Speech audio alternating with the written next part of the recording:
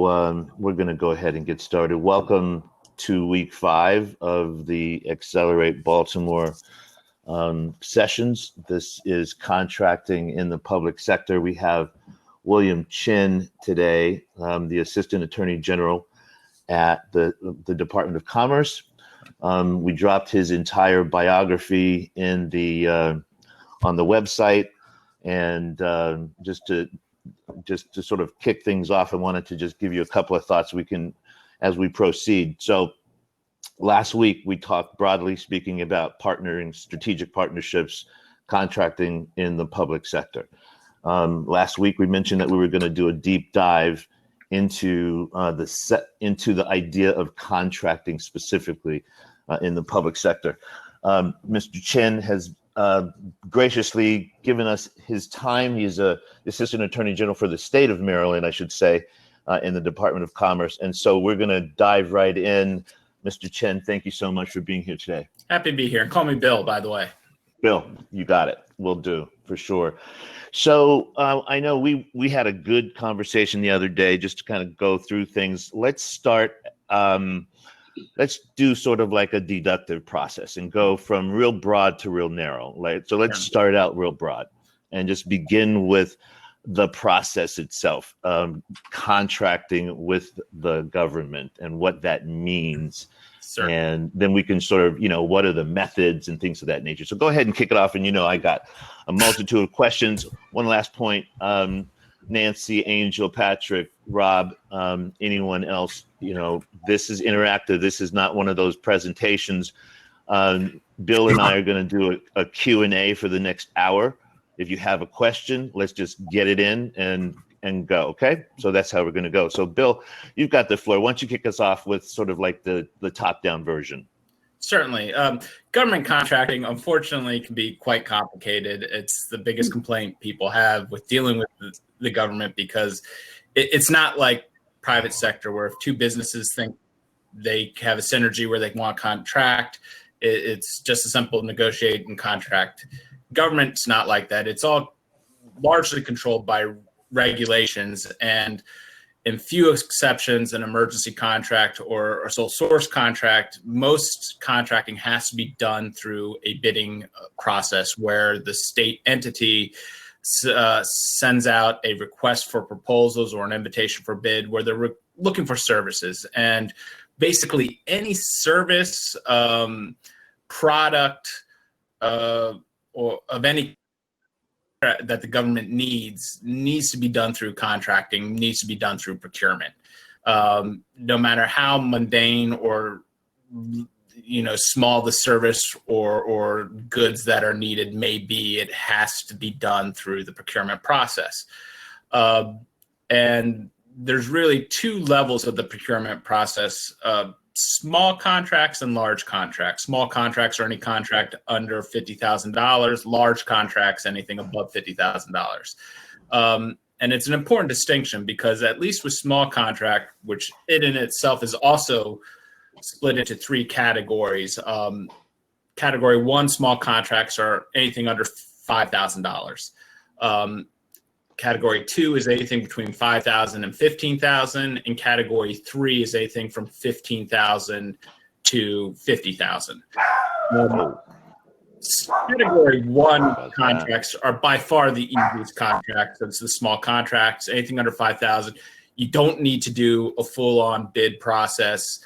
Generally speaking, the government entity that needs the service for under $5,000 has to do just make an attempt to get 3 types of bids. And that can just simply go into the phone book, looking up the service and calling the first 3 businesses that show up and ask for a price quote. It's very easy. A Category 1 can, depending on the circumstance, be done within a day. They just identify a service or good they need. They find and contact as many potential businesses that can provide that service and good and get quotes, and then they pick one. It's not highly complicated. And the best part for everyone involved is you don't need a written contract for any contract, for any service or good under $5,000. a simple invoice or purchase order would suffice to get the service or good. Right. Anything over 5,000, you have the streamlined process in terms of getting quotes and whatnot. However, that requires a written contract. So that generally takes a little bit more time than the $5,000 or under contract, simply because once you have a written contract, people need to review it and sign off on it and whatnot. And then category 3 small contracts are pretty much run like a large procurement, though they do have some process in getting the potential vendors who to service the contract. It's still pretty much run like a large contract. And then outside of the streamlined process, the other big difference between a large contract and the small contracts is the written contracts themselves. Under Maryland state law, large contracts have, I believe, 23 required terms and conditions in the contract that have to be in the contract no matter what. It's set out by statute and COMAR, Code of Maryland Regulations, and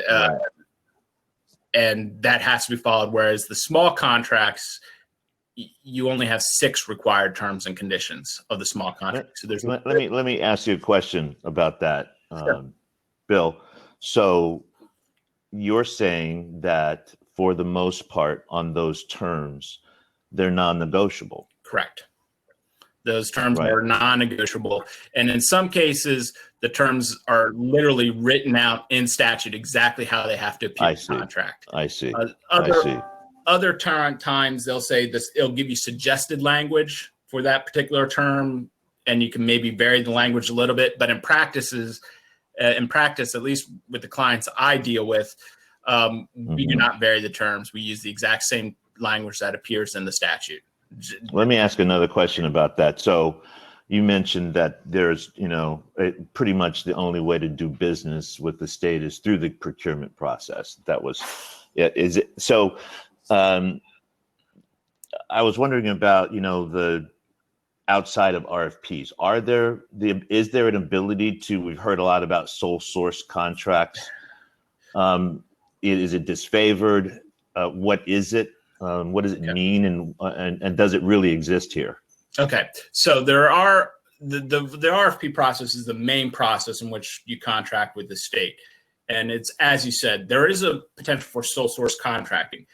It is disfavored in terms of, and the reason for that simply is it's not like we're using our own money to pay for these contracts. We are using taxpayers' dollars that have been given to the state agency for the purpose of running that state agency. And the government wants to make sure the taxpayers' dollars are being used appropriately and there's no type of favoritism involved or whatnot. That's the purpose of the RFP process. However, the state does recognize there are instances where the RFP makes absolutely no sense because there's only one vendor that provides the service or good. And that's the key to the sole source contracting. While it's disfavored by the state, if genuinely the state entity needs a service or good, and there's absolutely only one business or person that provides that service, then the state doesn't have to go through the RFP process and can sole source a contract directly with that vendor who has the service needed. Okay. Now, go ahead. Sorry. I do want to say one quick. Yes. Well, go ahead, Angel. Well, I was just going to ask, kind of along those lines. What if you have a service that you think the government can benefit from, but there's no bid that exists? Like, is there a way to appropriately engage, with the state to say, we have this thing, we think it would be good, and go into some, some type of process, whether it's sole source or where the state will investigate whether or not that is a need.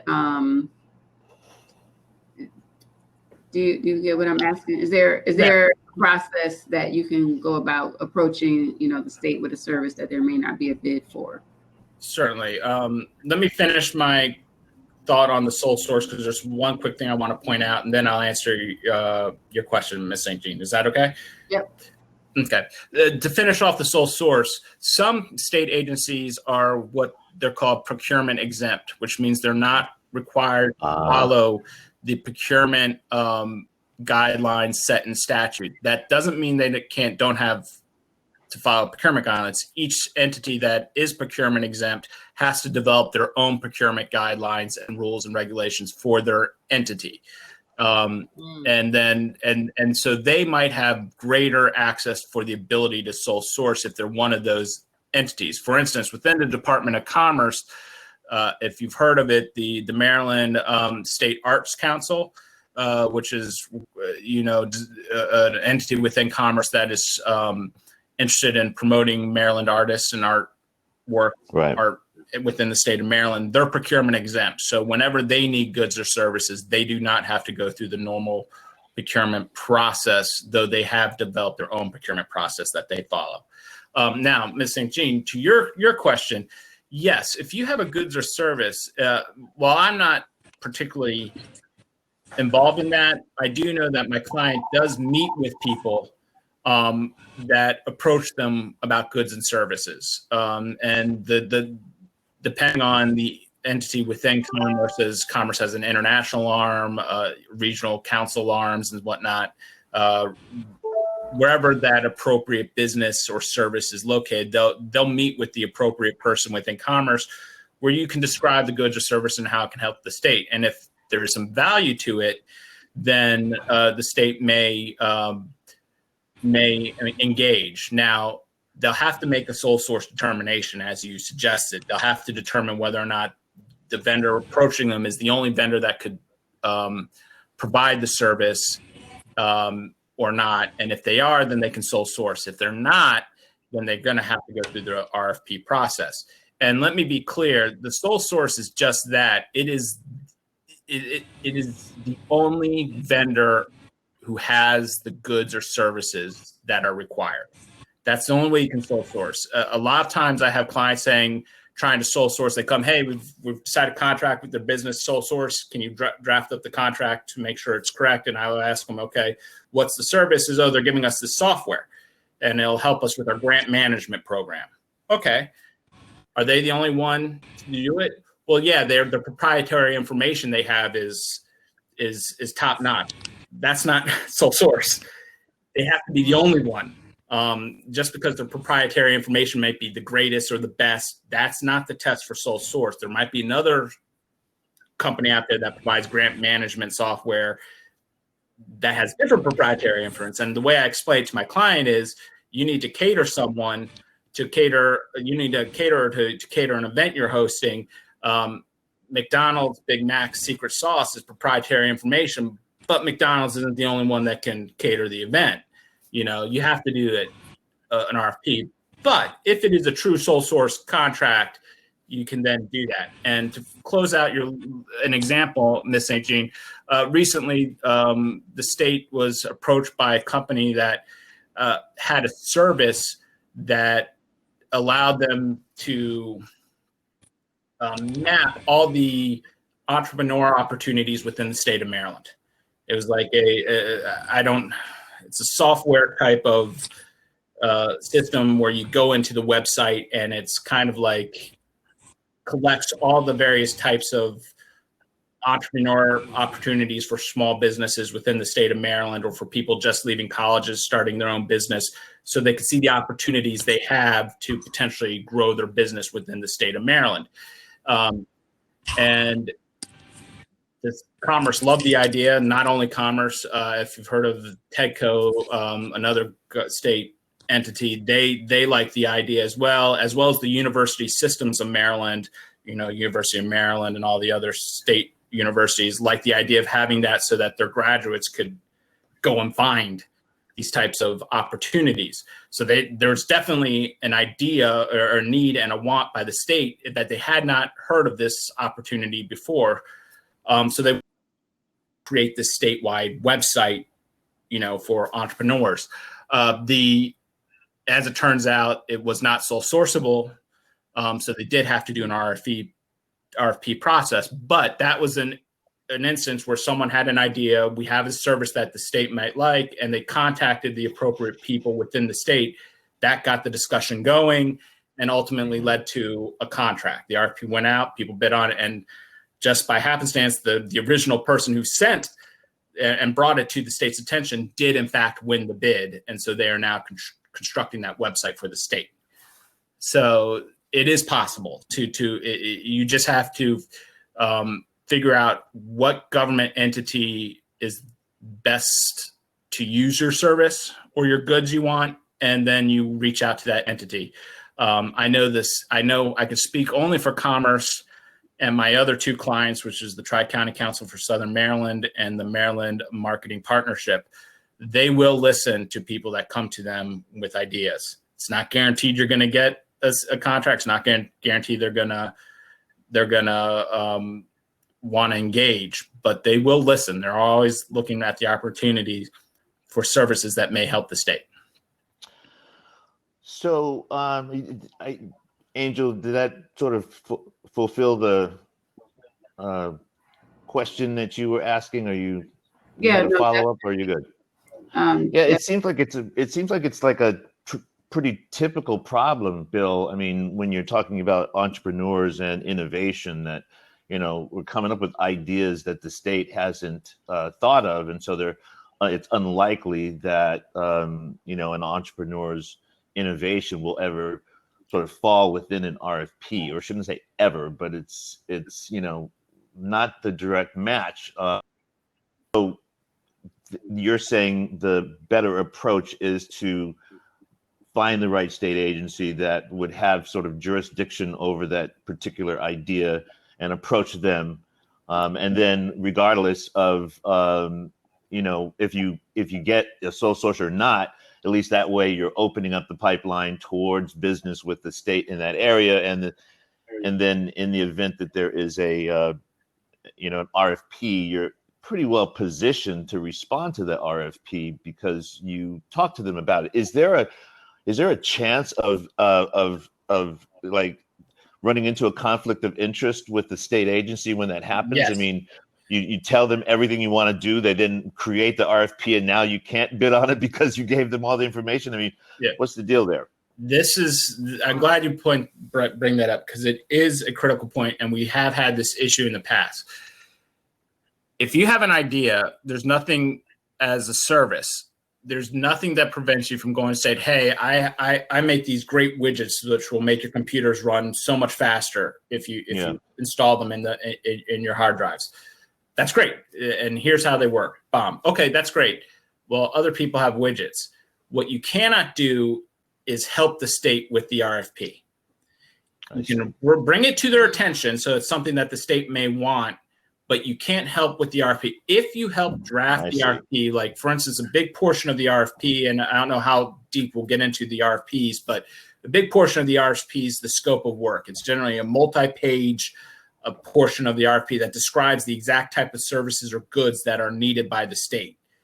If you help draft that scope of work, you're out. You cannot bid on the process at all. And one of the first things I encountered when I came in the state a little over 6 years ago was that exact instance where there was a service that's needed. They got real into the weeds and helped the state develop what that service was. And then once the RFP went out, they wanted to bid on the service, and they couldn't because they helped with the preparation of the RFP. And there's very strict guidelines that say if an entity, a business or a person helps with the RFP drafting and preparation, they are out. They cannot bid on it, and no one that they help can bid on it. So if you're a business person and you're doing it outside your business, you're just doing it as the business you're involved with can't bid on it either. So you have to be very careful when you go. It's one thing to bring it to the state's attention, explain how it can help, and then say, hey, if you're interested in contract with us, it's another thing to actually help with the RFP process. Gotcha. Thank you. So let's okay, go ahead. Sure, please.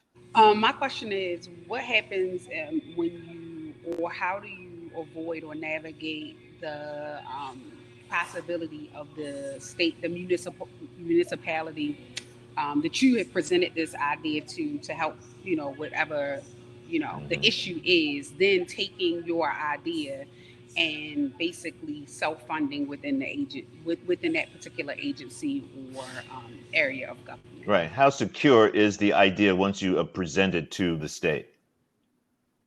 Is there a non-disclosure agreement process, or is there something that a person can do to feel like they're protected? Generally, the state can't sign non-disclosure agreements, at least not to the extent that most people understand non-disclosure agreements. And that's because the state is subject to the Maryland Public Information Act. And basically, it's, again, an act to protect the citizens of the state so that if they know what's going on and they can request information, and the state has to turn over that information. Now, within that, there's, of course, exceptions. And the state doesn't have to turn over or disclose any type of proprietary or confidential information, business information. So the state can protect your proprietary information if you go to them and say, this is how it works, and they will not disseminate that to the general public or to other parties.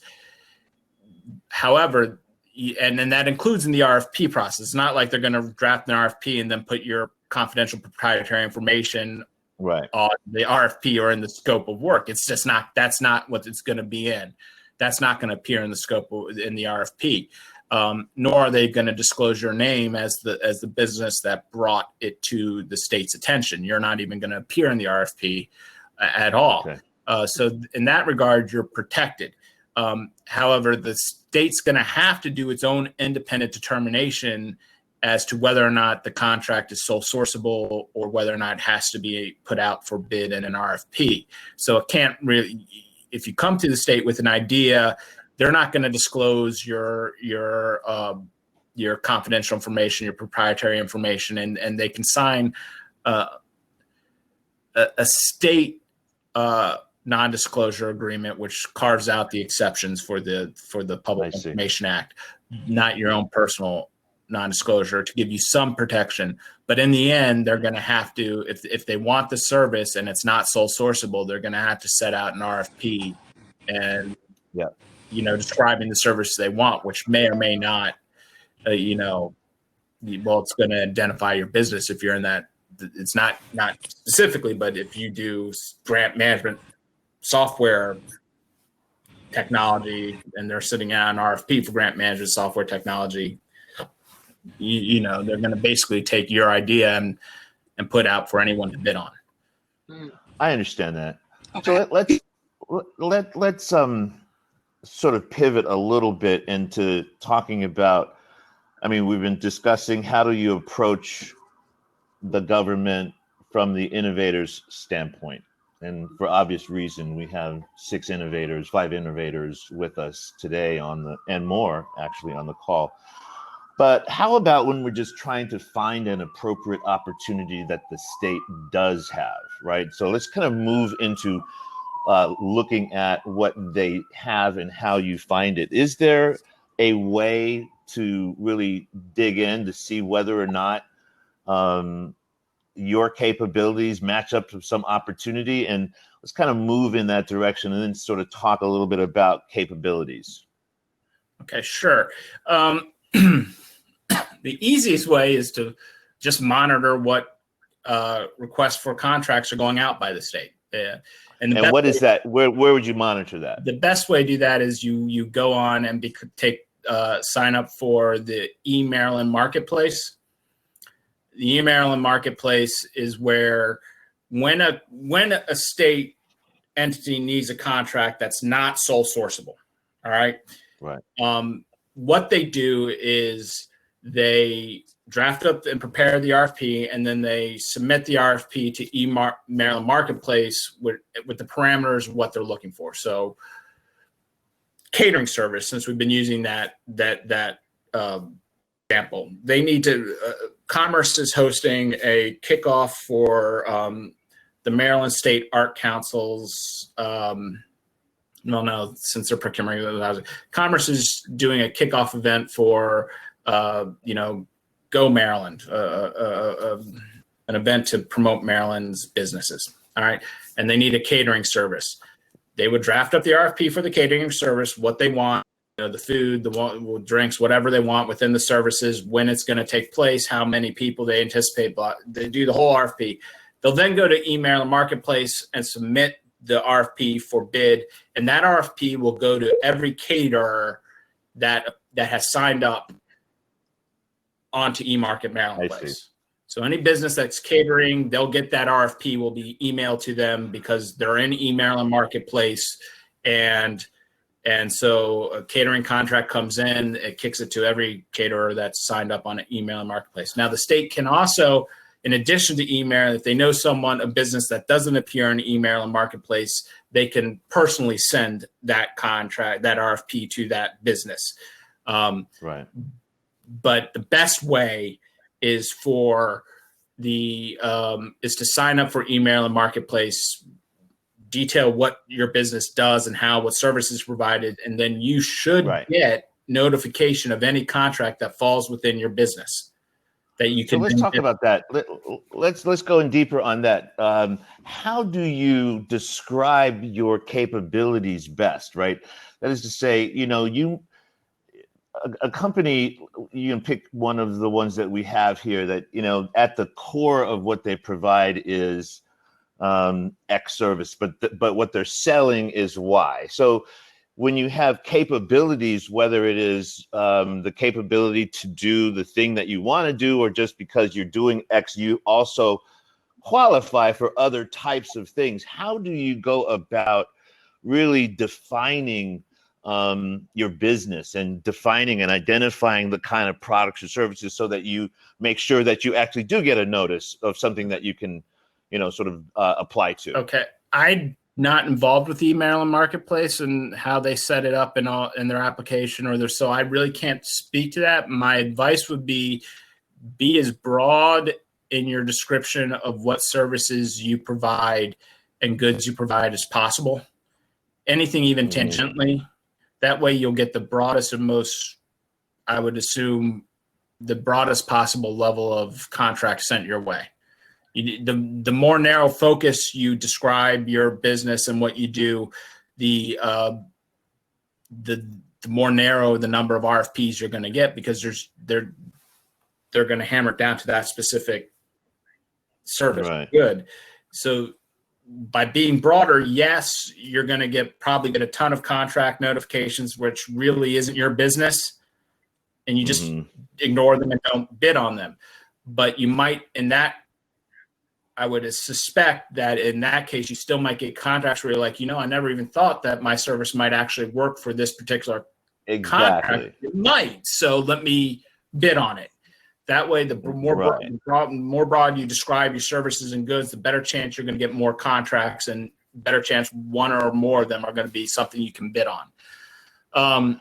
So when you do, go ahead. Sorry, please continue. Well, no. If we're going to talk about eMarketplace, please let's finish, and then I'll go to my next thing I was going to say. No, please go. Okay. The other thing you should look out for, and again, this probably requires you to be on Maryland Marketplace, is every once in a while, a state entity, I know this is the fact for my client, Commerce, has an idea for a service they need. They just don't know anyone who does it, or they don't know, if it's available or out there or even possible, and they'll issue what's called a request for information. And what a request for information is, the state says, look, I need service X, Y, and Z. Is there anyone out there that provides these types of services? And if so, what type of things are needed for these types of services to be successful? And just asking for information about a potential service or good. It's not an RFP. It doesn't guarantee a contract at all or anything like that. It's just trying to see if there's even the ability to do the service out there or the goods out there. And they're just trying to get information on a particular type of service or good so that they can make a determination of whether or not it's something they're going to want to potentially create an RFP for.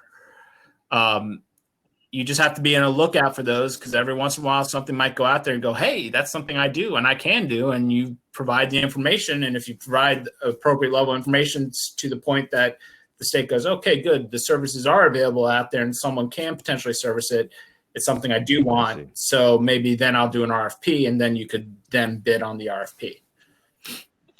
So preparing your capability statement sounds like a really important element to responding to an RFP. Mm-hmm. Is that a fair statement? And if so, how would you begin or think about what are the guidelines or considerations you take into place when you're trying to prepare your capability statement? What you can do, preparing your capability statement, or the way I look at the services you provide, is key to any RFP process. They will look at the bids that come in. And again, we haven't talked about the RFP process, so maybe this is a good time to tell you the real basics of the RFP process. Let's do that. So let's do that. So the state needs a certain goods or service. They develop an RFP. The RFPs can be quite onerous. I'm not going to lie to you. So I just reviewed an RFP that was 180 pages long. Okay. So they can be quite onerous, especially for small businesses that doesn't have, and entrepreneurs that don't have, tens or hundreds of staff who can go through the RFP and prepare it, where it's just one or two people who are trying to prepare the response. So it can be very onerous. That's just an unfortunate side effect of having to ensure that the taxpayers' monies are being used as appropriate. So the RFP goes out. You receive the RFP, and it gives you a deadline. In general, RFPs have to be out on the marketplace for review and potential bid for at least 30 days. It's generally between 30 and 45 days from when the RFP goes out to when bids are due. All right, so you have at least 30 days, maybe longer, to prepare a bid and submit it for review. Regardless of when the bids come in, they aren't open until after the closing date of the bid process. So they will not open any bid they get until after the bid closes. At that point, they'll open and do a review.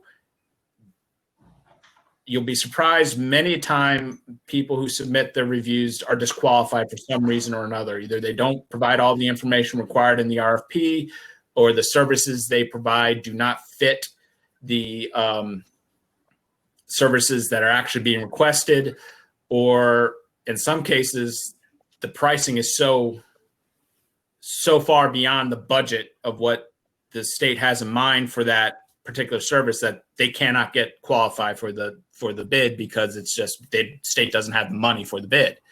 So whatever the reasoning may be, they're wiped out, and you narrow it down to however many potential bidders actually could be awarded the contract.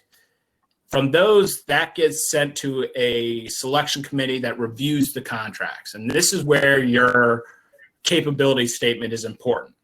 You have to be able to show the committee that's reviewing your bid that you have the capability to service the contract at a high level.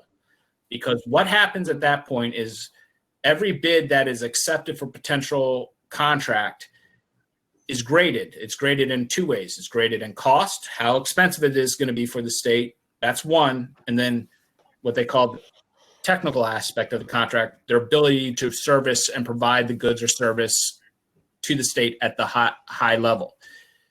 They grade you against other bidders, and they'll rank you from one, depending if there's 10 bidders, they'll rank each one 1 through 10, 1 being the best and 10 being the worst in terms of technical ability to fulfill the contract.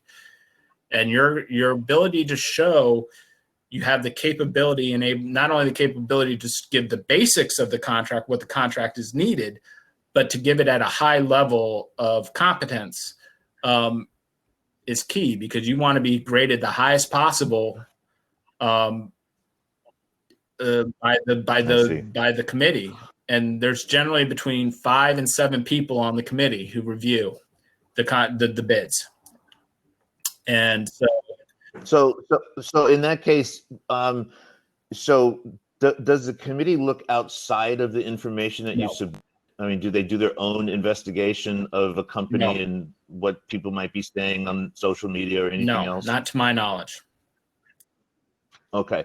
So it is all based upon what you write and how well you write For the it. most part, yes. Now, I will not say that is absolutely true. If in life incident, if your company is involved in a high-profile scandal where the chances are my kids know about it, Right. that's going to creep Right, into right, the right. I get committee's you. thought process. But they're not, and to my knowledge, they will check your website, I'm sure, because that's general. Mhm. That's a general part of any RFP. You give your contact information. Most people give your website, so they'll look at your website. But they don't really, I think, go the one area where I do think they do is they can check your ratings on eMaryland Marketplace. If you've contracted with the state previously, they Right. can check how you perform. So I work for the Department of Commerce. If Commerce wants a service and you've done the same service and you provided it to do it, the Department of Information and Technology or Department of Agriculture, Yeah. they'll check with the Department of Agriculture ratings for you and how your contract was serviced at agriculture as a potential. And that could be a blessing and a negative. If you do a really good job at the Department of Agriculture, Uh-huh. that's probably going to help you in the room when they're discussing whether or not to use you for commerce. Again, conversely, if you did a really bad job for the Department of Agriculture, that's going to come into play too. Yeah. So is a company that has no prior business with the state at a disadvantage in this process, or is it equally weighed whether or not you've had a prior contract executed with the state?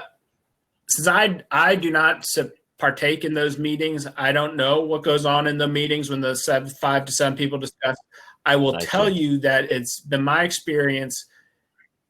I do not see a difference. I've been involved in contracts where the vendor, the contractor had many previous contracts with the state, and then would they bid on it, and it was because the state picked them because they knew they were good. I've also had, I had to go down to the Board of Public Works as possibly defend a contract where someone who had done business with the state lost a contract to a complete new person.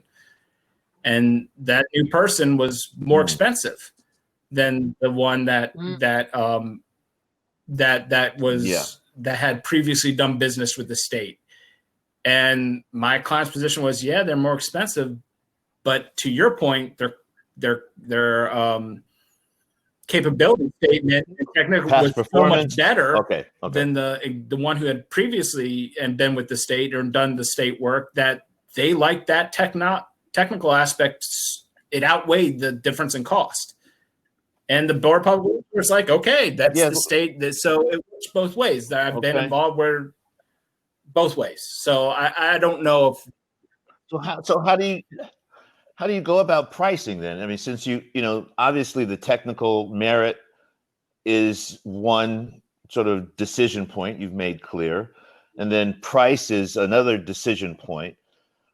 First, how would you approach pricing in a contract like that? And how important is pricing in that equation? Is it 50-50? Is it more important or less important? Could you just kind of elaborate a little bit on how to price? I can't help you because I don't know what type of work you've put into. I don't know what the fair price for your services or goods are. You know that better than me, and I encourage you to put the price that you think is fair for the services or goods you're doing. I will tell you that, again, I'm not in the sessions where they're deciding. I've been told, and what I know is they weigh technical and pricing equally. All right.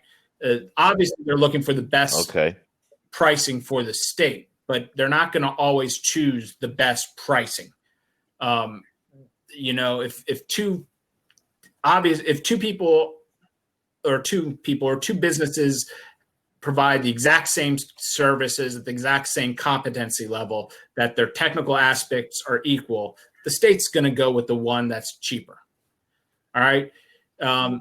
Conversely, as I said in this example, they might go with the more expensive service if the technical aspect is better than the cheaper service.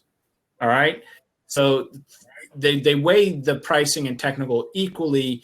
In terms of setting your price, the only thing I could say is the state is trying to get the best product or service for the taxpayers. So to the extent you want to price your product or service, just be cognizant of the fact that the state is using taxpayers' money and that they're going to be looking for the best deal for the taxpayers. So I would say just be fair in your pricing, and then if you have the strongest technical aspect, as long as you are not so far and away overpriced or expensive, you're going to have a good shot. The big thing is make your technical aspect as good as it can possibly be, because that will, and your pricing fair, and you'll have a good shot, I think. Yes. Did someone have a question? Go ahead, Angel. And you might be going in this direction, but I wanted to make sure to ask.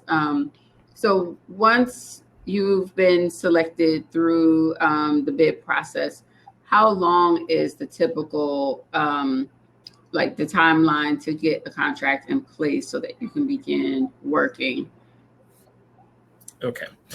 So the RFP process is typically 6 months from start to finish. So once the state determines it needs a contract for a service, it takes about a month to develop the RFP. As I said, they can be quite extensive, and quite onerous. So it takes about a month to develop the RFP, maybe longer, give or take, depending on the approval process of getting the control agency to issue and approve of the RFP.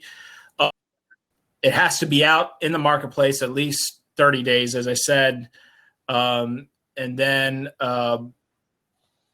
it could take a month to 2 months to winter down and select who's available for contract. And then it takes, depending on how long it is for people to review and sign the contract. Now, in the RFP process, it's been somewhat streamlined simply by the fact that you're given the contract as part of the RFP.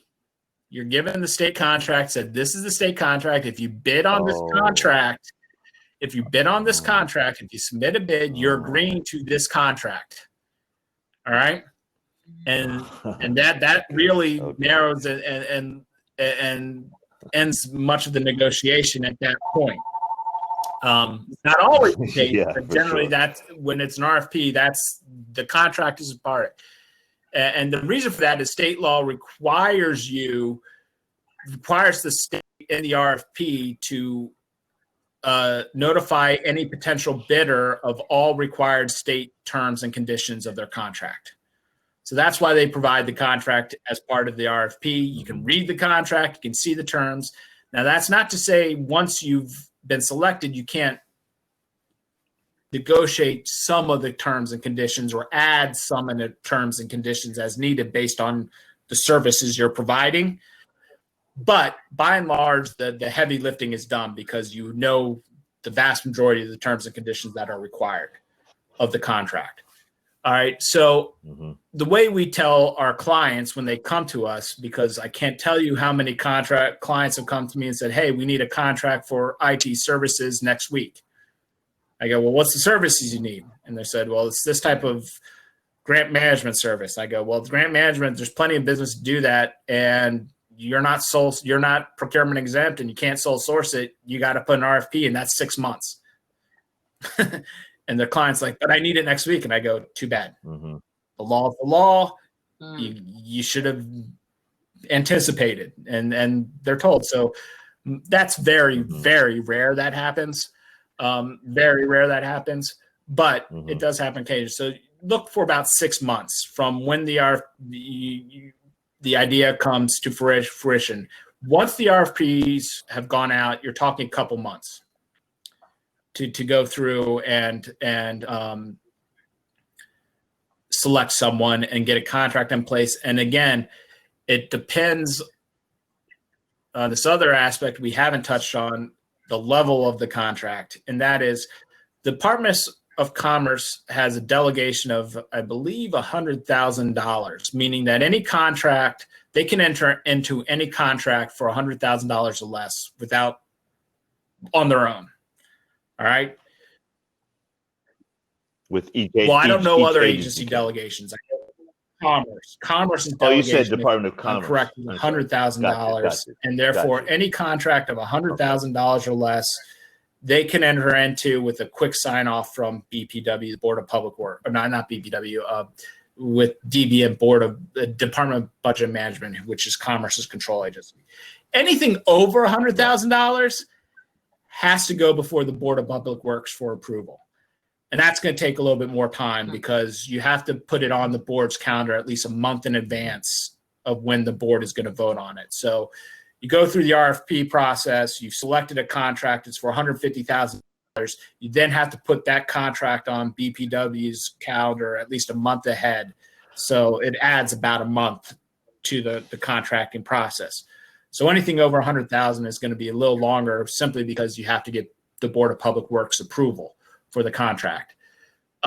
Anything under $100,000, it's a little quicker because you don't need that approval. You can just, okay, here's the contract, sign it. The Department of Budget and Management signs off on it, and you're done. So, Bill, I see we're getting close on time. We've got 9 or 8 minutes left, and I want to be respectful of your time. There's a couple other things I wanted to cover. One was performance bonds. Some contracts require a surety or some other thing. Could you explain what a surety bond is, whether or not those kinds of requirements are attached to any state contracts, how that whole thing fits in terms of guaranteeing that performance will be done? Surety bonds are exactly what you basically said. Performance bonds are basically you have to get a bond like you would any other bond to guarantee your performance. So if you guarantee that you're going to do something, and you see mainly in construction contracts. Now, Commerce doesn't do a lot of construction contracts, but you see that a lot whenever the states need someone to come in and build something, whatever that might be, whether it's a building or an HVAC system or something. They'll have what's a performance contract or of some a performance bond that you have to get as part of your bid. So, and that's in the RFP. They'll notify that you need a performance bond. You need a performance bond for $100,000, for $1 million, whatever that performance bond amount is, that will be in the contract. And there'll be there'll be a performance bond form where you fill out to show that you've obtained the performance bond for the contract if you're awarded the contract. And you have to go to a bonding agent who will give you the bond for however, I don't know how they do it. I think for every 10,000 you have to put 1,000. I don't know, whatever amount of money you have to put down to obtain the bond with that bond agency. It is what it is. I don't know what those are, but you have to obtain a performance bond that guarantees your performance. Again, it's mainly with construction work, but others might require it in some form or fashion, but it will be in the RFP, and it'll explain exactly how much you need. And there's a form you fill out. So, Bill, and I just want to say, that's not always the case. You don't always need a performance bond. It just depends on the contract. Okay. Nancy? I just want Okay. Nancy and then Rob. Go ahead, Nancy. I just wanted to ask the question. You mentioned applying for different RFPs and kind of applying for under as many categories as you possibly can. And so one of the conversations we're having in the chat is how the NAIS CS codes and the SIC codes sort of pigeonhole you. So are you able to apply and put multiple codes in, or would you have to apply multiple times under different I don't codes? quite understand the question in terms of email, because I don't know how eMaryland Marketplace codes their businesses. All right. I was talking in eMaryland Marketplace. I assume, based on my experiences with other types of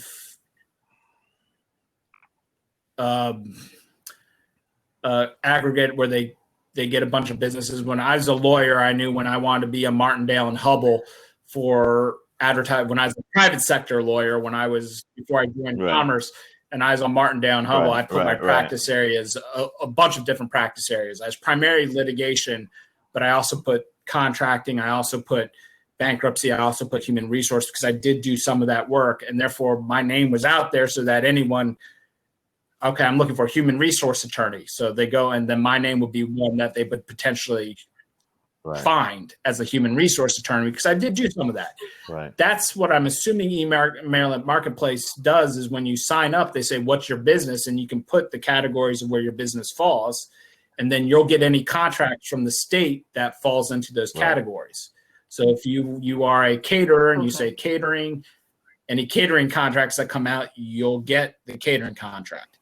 If you're an IT specialist or an IT, software developer, any type of RFP for software development will come to you. So depending on your business, I would put as many categories that fit your business as possible. All right. And obviously, if you're not a caterer, I wouldn't put catering contract down as your business. You don't do anything like it. But, softwares, there's so many different varieties of what constitutes a software developer, that's all I can tell you, because I'm not part of the eMaryland Marketplace. So I don't know how they structure their when you sign up for eMaryland Marketplace. Okay. Yeah, you mentioned Rob, a little earlier, but that you can get filtered out if your price exceeds the state's budget. I'm just curious, in the RFPs, is there any chance where you would actually see the state's budget within the RFP itself? Generally, yes. Generally, they put the budgetary amount in there. Okay. They have they need an IT management software program, and they have $100,000 wish to pay you. Generally. On occasion, they sometimes don't put the amount in there simply because they want to see what they get. They want to see all possible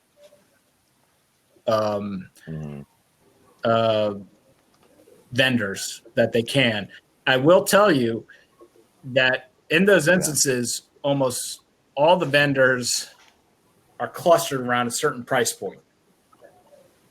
You'll have outliers too high and outliers too low, and those will cause questions. Okay, so they say they have a contract. They don't want to put the price point in it because they want to see what they get back, and they'll get back 50. They'll get back 20 bids. Of those 20 bids, 12 of them are all around $85,000. Give or take a few $1,000s here and there, between between 80 and 90,000. They all fall between 80 and 90,000. Then you have two that are, 250,000, and then a few more that are down at the $45,000 level. And the question is, okay, the vast majority of people are right in this price range, and then you have a couple really above and a couple really below. Why? They're not going to discount those ones, but it's going to cause them to think, wait a second, what are we missing where the vast majority of people price the services we're asking for in this narrow range of, 80 to 90,000. But for the most part, a lot of times they tell you how much they have to spend.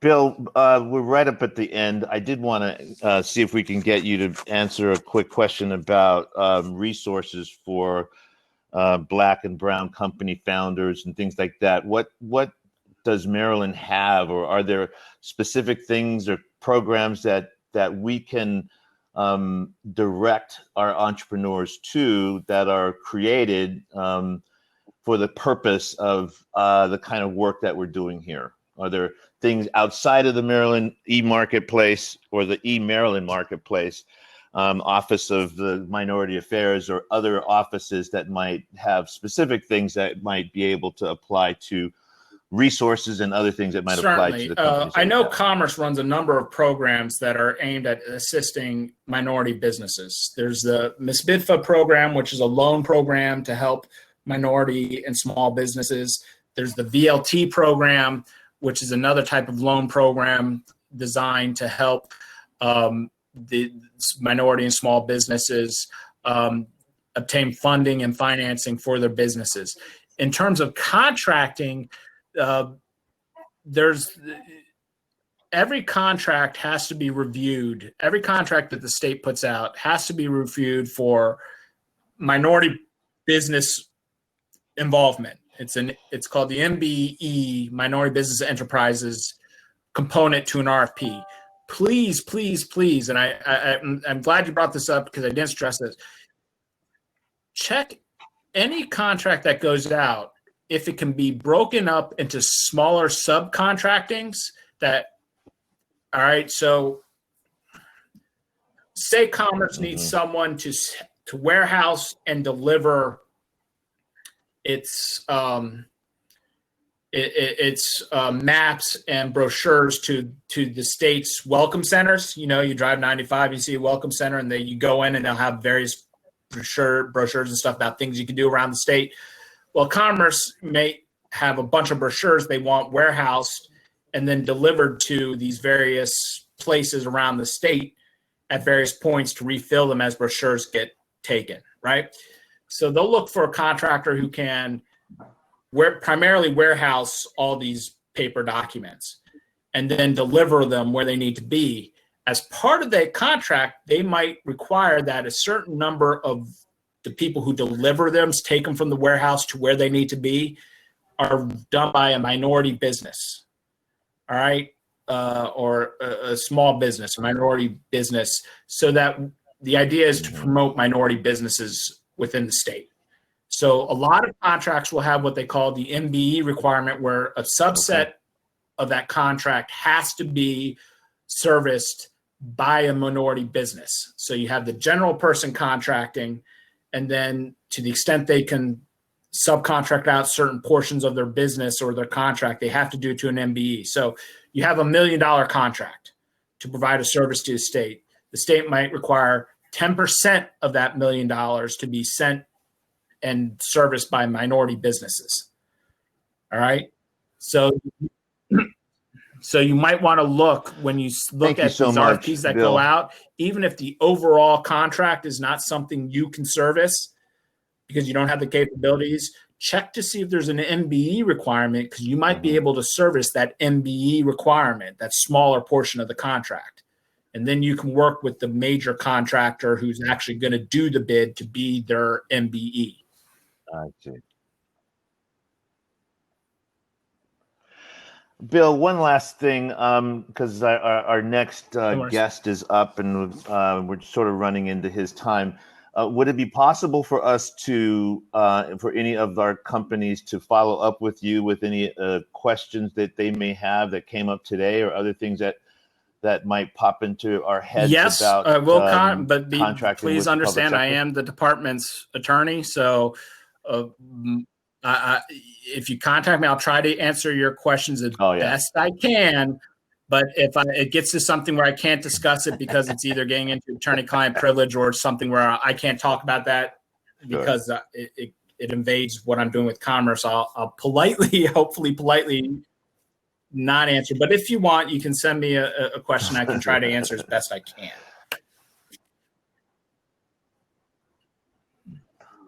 We really appreciate your participation today. Are there any burning questions out there that just have to be asked before we let Bill go? Then I guess that means thank you is in order for your time and for your insight. Happy to help really appreciate do what I can. And good luck to everyone. Good luck to everyone. Bye-bye. Thanks. You too. Bye-bye. Thank you so much, man. Take care, buddy. Take care. All right. Celine, so I know you're hearing me. Can we bring, here's Travis. Let me pull him in. All right. So Doing well, John. How are you? Can you hear me all right? there he is. How you doing today, Travis? Great. Yes, I could hear you fine. Thank you. So, folks, I mentioned to you last week that we were going to do sort of an accounting introduction, and also I mentioned to you that I met Travis Hamburg through a contact of ours, his old firm, actually, Ellen and Baker, I believe. Tucker. God, I knew that. I'm getting old. Ellen and Tucker, one of the biggest firms here. You see their office right there in Pratt Street, right across from the World Trade Center. So Travis has been or was at Ellen and Tucker for 8 or so years as a public auditor, and recently developed or thought about, the experiences that he was having, that there's a need for a business to go out and possibly even begin the sort of virtual CFO business that we talked about, because many of us need to have that kind of CFO there. And so I had an opportunity to talk to Travis about that, and he welcomed the opportunity to speak with you today about the basics in accounting, and then possibly also what a CFO does and how his service might be of service to you. So, Travis, if you could begin by giving us a little background info, and then just go ahead and kick off your remarks. Again, as he goes through, this is intended to be interactive, although this is not a Q&A. Travis has about an hour's worth of presentation to provide, and so I will be quiet and let him go. If there are questions, Great. raise a hand or stick them in the chat. I just clicked the screen share button. Great. Well, John, thank you for that great introduction. It's a privilege to speak in front of each of you today. I am getting some background about the program, each one of your businesses, and it's just nice to see a lot of the positives that are coming out of a program like this. So hopefully I can be a resource for you guys moving forward. And my presentation will hopefully last a little bit under an hour, so I can answer some detailed questions if you have any. If there are any questions as I go, feel free just to type them in the chat. And at the end, I'll try to get through as many as I can within the time allotted. So a little background about myself. I am a Baltimore born and raised individual. I grew up right outside the city in Baltimore County, and now currently reside in the city. And the only time I ever left Baltimore was to go to college on the Eastern Shore at Salisbury, where I completed my undergrad and graduate school. As John said, I spent 8 years in public accounting. I'm at Ellen and Tucker in our audit and accounting department, working my way up to manager, and spending a lot of time working with small to medium-sized privately held businesses, doing the year-end audit, helping them do a lot of the compliance work that is required. And as I was going through that for 8 years, I kept noticing that a lot of the companies I was working for didn't have an efficient model for their accounting structure. It was very heavy, manually tasked, resource-intensive processes to do the basic accounting. And as I was working with them, I kept saying to myself, there has to be an easier way to do this. I feel a lot of people are wasting their time doing these little minuscule things, not focusing on a big picture. So in January 2020, earlier this year, I founded Time Capital Solutions, which is, as John said, a virtual CFO outsourced accounting firm. And at the bottom, there's a little snippet about our mission statement. But really what we're trying to do is help with small businesses and startups, and to help them outsource a lot of the back office and accounting needs so they can have more time to focus on what's important to them and what's important for their company. So with that being said, I'm going to give you a brief agenda of the things we're going to go over today. This is a very high level approach. I'm trying my best to stay out of the details for the most part, just for the simple fact I don't want to bore everyone here. So I'm going to try to hit things at a very high level. But after this, if there's any detailed questions you want to ask, feel free to reach out. I try to be as much value as I can to the business community. So if I don't touch on anything in detail today, feel free. My contact information is gathered throughout this entire presentation, feel free to send me email if you have a more detailed question. So just to get us started, these are the 5 things we're going to cover today. First off, we're going to talk about the importance of accounting and finance for my business and as a business owner like you guys are. Then really dive into the basics, really high level of things to know, financial statements, how things flow through an accounting system.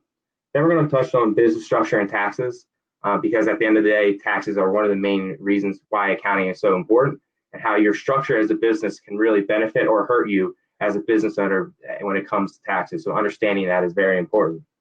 Then we're going to talk about internal controls and processes, basically really like an operational thing inside your business, things to be note of, and different things we recommend to companies that we work with that we find are like the standard of how you operate and how to officially run your business. Then finally, we're going to talk about understanding the value of your time, and that's where I'll talk about a little bit more of my service and the goals that we try to help with different business owners. So right here, so the first bullet you see here is a definition of accounting that I found off of Google, and I thought it was just really hit home a lot of the main points of an accounting system. Accounting is a system of processes that identifies, records, and communicates information that is relevant, reliable, and comparable to help users make. You see that I bolded some words there. Those are the things we're really going to hit on throughout this whole presentation. Processes, identify important information, how to communicate that, and want to make sure that the information that you are pulling from your system or you're communicating is relevant, reliable, and comparable to prior periods or budgets for the future thinking.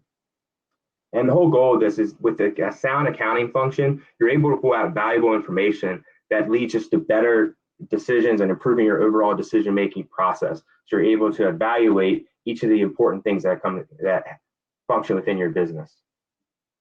Accounting comes down to like with lawyers, there's law of the land, there's different things you can think about when you think of a lawyer. On the accounting side, we're not that much different. We operate under something called GAAP, generally accepted accounting principles. This is what the big FASB board or the people who oversee the accounting industry deem to be like the accepted principles that all companies should follow in terms of reporting. That way we understand like how to report something and how to report it and how to present it on a financial statement. It probably just gives us the same set of rules for everyone, so we know everyone's reporting things the correct way. And when you think about accounting and things like that, everyone has to pay taxes at the end of the year. There's always tax discussions or tax savings and things like that, but none of that can really happen until you have a good grasp of your numbers or a good grasp of your operations. And that's why accounting is so important. It's kind of like the DNA of your company. All the data that you accumulate, your accounting function can present in a way that can really help you as a business owner to understand where your company is doing well, where you're not, and where are the areas that you can improve. You've probably heard the saying, the proof is in the numbers. And that's really the basis of accounting. When you look at a business successes and failures, it really comes down to understanding your numbers and how you make decisions based on those numbers. In addition, as John mentioned, we focus on virtual CFO services. And when we meet with a lot of companies, there's a lot of terms being thrown around like budgeting, forecasting, financial models, which all sound great and all. And like as you grow as a business, these are things you should definitely implement. However, if you don't have a sound accounting function and a sound way to get data into your system, these exercises won't be as much use as you think, because basically if you put crap into your accounting system, you're going to get crap out at the end of the day. So it's always about creating processes to make sure the information flows in an efficient and effective way. Now, when I mentioned the different users in that original definition, the different users of an accounting information, it really comes down to two groups of people that rely on your numbers or your accounting information. Externally is probably the biggest one. Bankers, lenders, investors, the government, customers, they all may ask to see your internal financial statements at some point, especially if you ever think about fundraising, bringing in outside investors, or going to a bank for a loan. They're going to require to produce some sort of financial statements internally that shows the operations of your company and where your company currently stands. It's very hard to get any sort of loan or investment without having this. And having a sound accounting function that produces quality information and financial statements really is that deciding standard for a lot of companies, knowing that, hey, we understand where this company is, we trust these numbers, and here we're ready to give them money to fulfill their mission. We just sat through the whole government contracting session, so I'm not going to really dig into that. But the government will look at your financial statements. Mr. Chen, he mentioned a lot of things they look at. I do know whenever you submit a government grant, you have to submit internal financial statements as well to show the results of your operations for your company. So having a process in place will really help with the contracting part as well. And the other side is customers. Customers look at their companies. They want to know especially in this environment, they want to make sure they're patroning the right companies. And your accounting information really tells a lot about your company and how you operate. So having those things like having a solid accounting function really helps the third parties outside of your organization understand your company. Then internally, it's very important as well. If you're a CEO, controller, someone in a management position, and you're trying to understand more about your company and how your company operates and your performance, it comes down to having the sound accounting function to pull that out. I can't say that I've seen a lot of bad stories in my profession, but there has been a lot of rough conversations I had where in front of boards where they thought one thing was happening, and then at the end of the year when we gave them their audit, a completely different story was happening behind the scenes because they weren't getting quality accounting information from the finance department. And it's hard to run an organization if you don't understand your burn rate, income, and the different expenses that you run into as a business owner.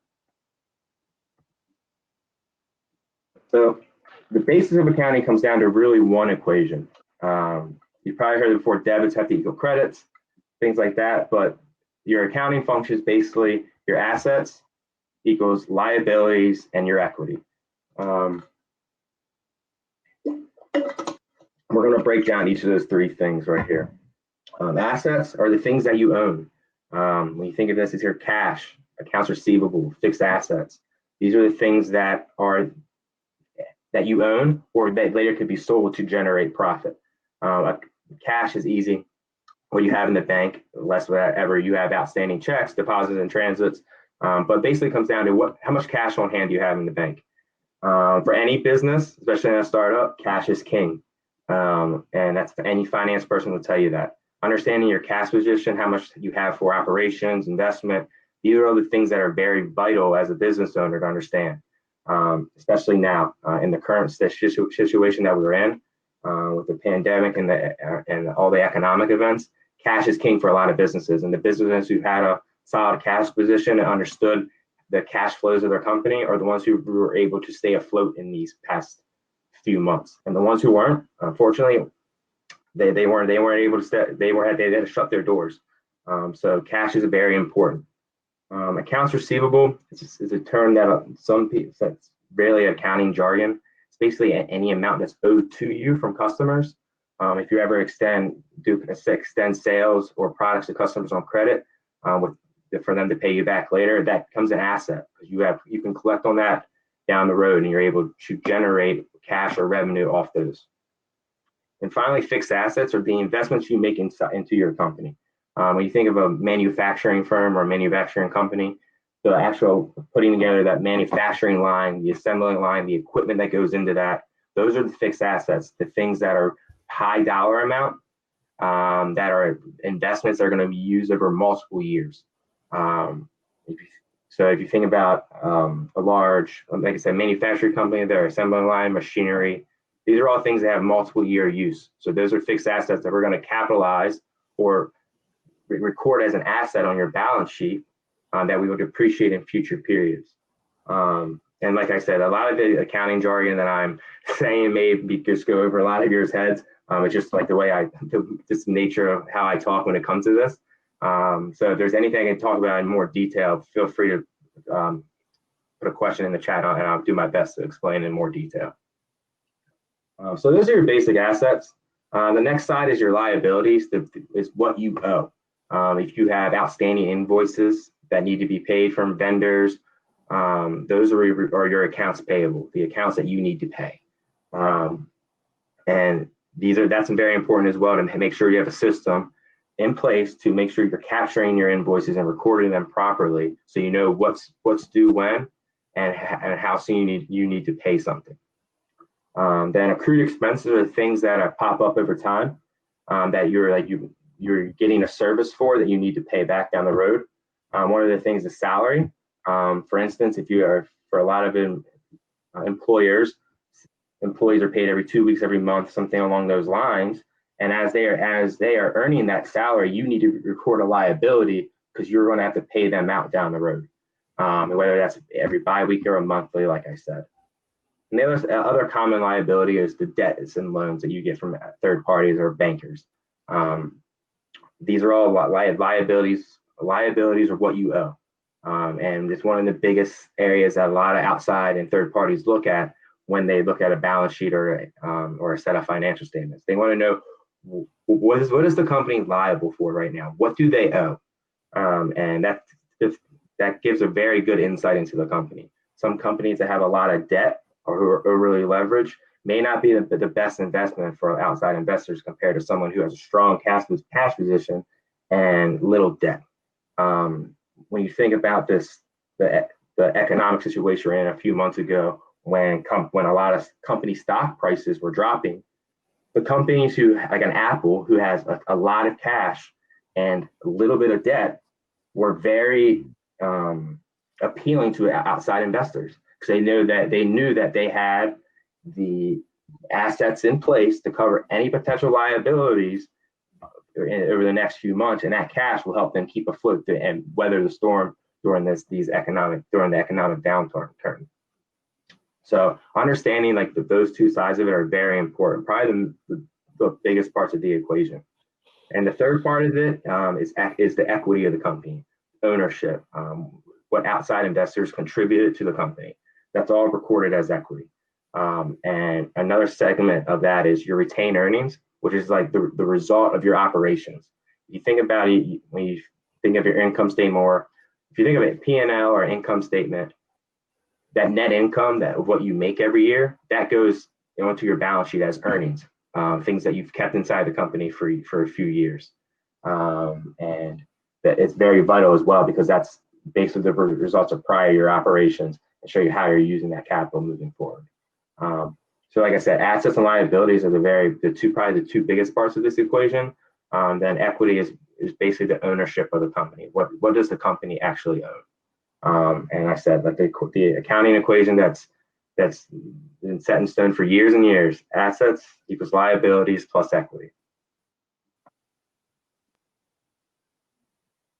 From that equation, you get your four basic financial statements. Balance sheet is the first one.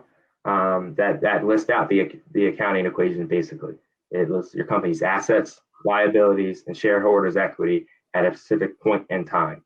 That's the key there, is point in time.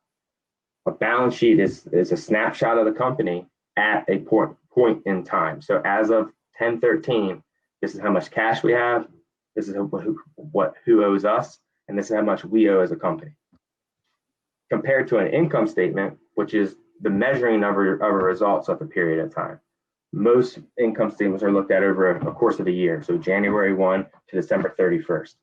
You're measuring the results of your operations over a time period. So that's basically all the revenue you're collecting, less any expenses you're incurring, to get down to that net income. As I previously just said, that net income is what the money that you've made, which is later transferred into retained earnings on your balance sheet. So your net income, retained earnings, is how your income statement links to your balance sheet. The balance sheet and income statement are the two main financial statements for individuals in your position. Those tell you a lot about the company. We always talk with our clients to understand your approach. Do you have a balance sheet approach or income statement approach? A balance sheet approach is a long-term approach. That is something you're going to grow over multiple years. It's a long-term thinking. Like, how can you improve your balance sheet? How can you improve your cash position? How can you improve the other assets on your balance sheet to help your company down the road? The income statement approach is very short term. How are we projecting ourselves for the next 6 to 12 months? That's how people think. So I always tell people, take that balance sheet approach, have that long-term visual, long-term thinking first, then focus into your income statement, which is really just the results of your operations from year to year, 6 months, 12 months. Usually doesn't go above 12 months. Usually that's the max of a income statement period. And the other two I wanted to touch on is the cash flow statement, which is when I've done a lot of presentations to boards over my time in public accounting, was the thing we flipped through pretty quickly because it took a lot of people didn't understand it. And it was just something that was better just to pass on and talk about later. However, any sound business individual needs to understand like how cash flows to their company. And the statement of cash flows is the statement that does that. Now most statements like this have to be comply with GAAP in order for reporting purposes. However, there's a lot of valuable information that you can pull off that someone in my position can use to help you determine your burn rate or how much cash you're spending over a certain period, so you understand your cash position as well. And the last one, statement of retained earnings and equity. It just dives into that equity section of the balance sheet a little bit more and shows you the different things that make it up and the changes for a certain period. That is like, if I had Franco, like I said, that would be the one that's of least importance right now, with balance sheet and income statement being the most important. Then once you're able to comprehend those, understand the ins and outs of those, that's when I would recommend, like, all right, now you're trying to understand your cash flow statement as well, to really understand how your cash flows throughout your company.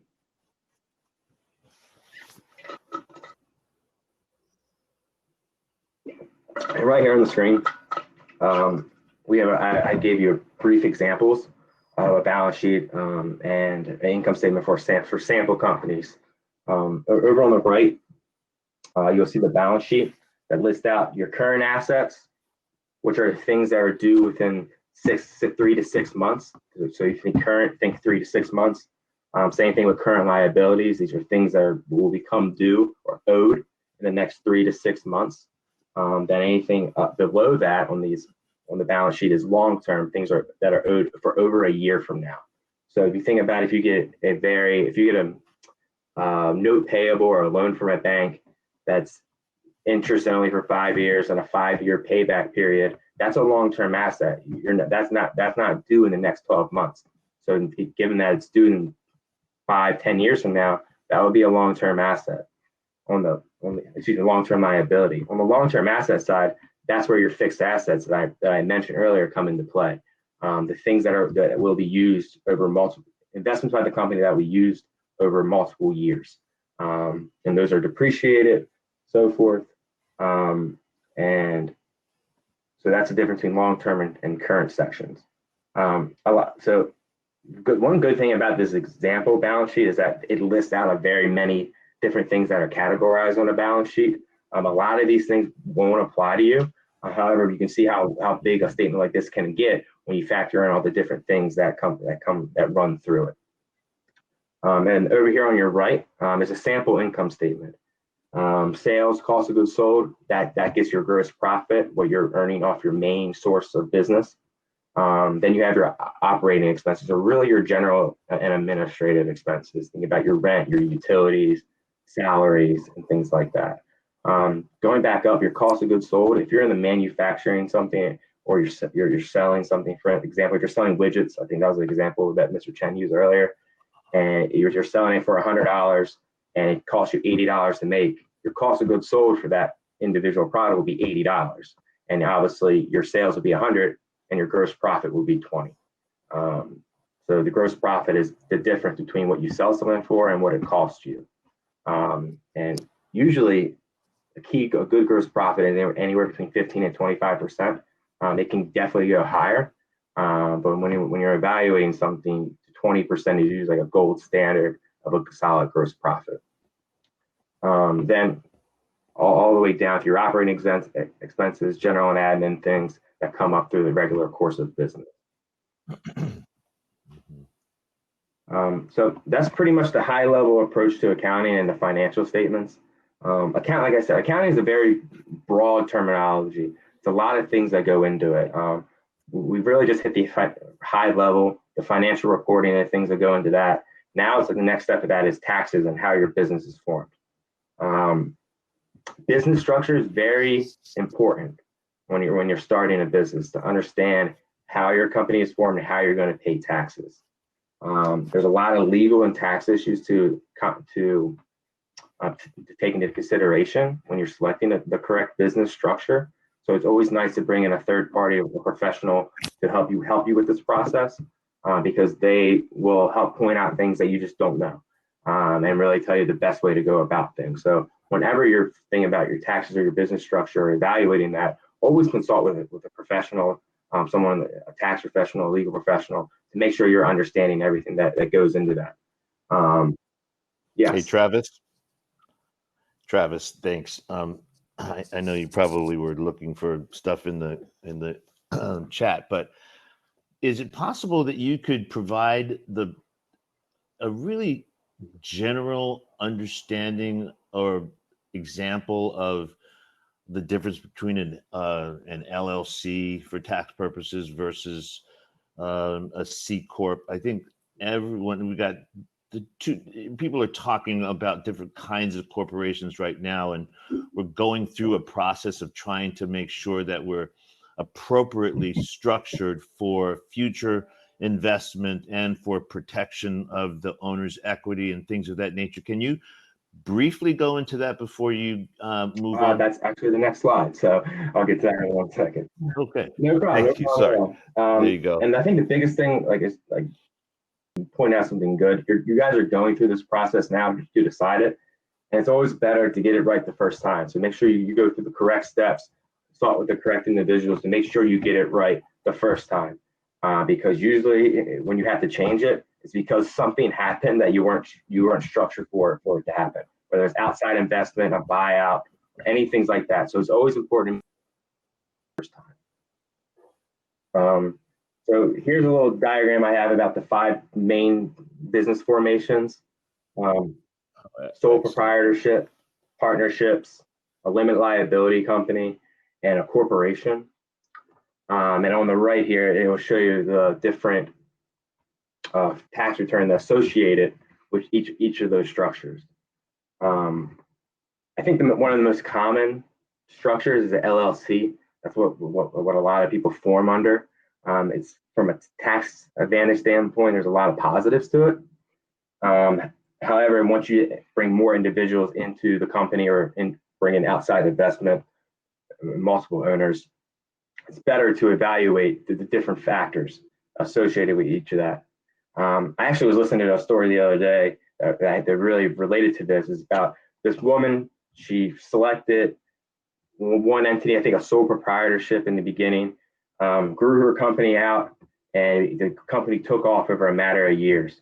And at the end, when she went to go sell the company for millions of dollars, multi-million-dollar deal, she realized she was in the wrong business structure, and she couldn't go back and change it, and she had to move forward with the structure she currently has. That resulted in her paying an additional 30% in taxes and losing out on a lot of money on that deal because she wasn't properly structured as a company. So that goes back to in the beginning where I said, make sure you get it right the first time, make sure you're thinking long-term where you want to take your company, and make sure you're selecting the right business structure to help you. A lot of it, like I said, a lot of it comes down to partnerships, limited liability, corporations, C corps, S corps. These are all terminology that you're going to hear. I think for a majority of you in your positions that you currently are, a partnership would probably make a lot of sense. A LLC or an S corp, depending on where you're going. I wish I could sit here and say, if you're doing this, you should be an LLC. If you're doing this, you should be an S corp. However, it's not that easy. It's always better to bring in someone else to help you consult with that and make sure you're making the right decisions. And like I said, you're thinking long term here.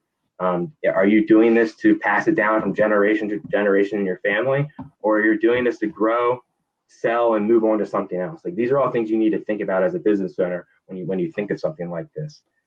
I understand that could be very difficult to think about that long term where you're going to be 5, 10 years from now, but it's a helpful exercise to go to that visualization, to think about where you want to go when it comes to selecting the correct business structure. My company is the LLC. So that at the time was the best one that was advantageous for us tax-wise. However, you may realize that I'm better off as an S corp because I'm going to do a lot of the work for the company, and I need to take a salary. And I want to be paid out later and not have to worry about being double taxed. These are all things you need to understand as a business owner. And like I said, I think a lot of this can be, it's not going to be explained here, but these are conversations I can have with each of you after this and really dig into this a little bit more to figure out the best one. Yes, the self-employment tax for single member LLC is a killer. That is true. When you're operating by yourself and you're not properly structured, that self-employment tax, being your own boss on this, it's very, very expensive. So it's better to make sure you're structured right and doing the proper tax saving and tax planning as a business owner to make sure you're limiting your tax bill at the end of the year.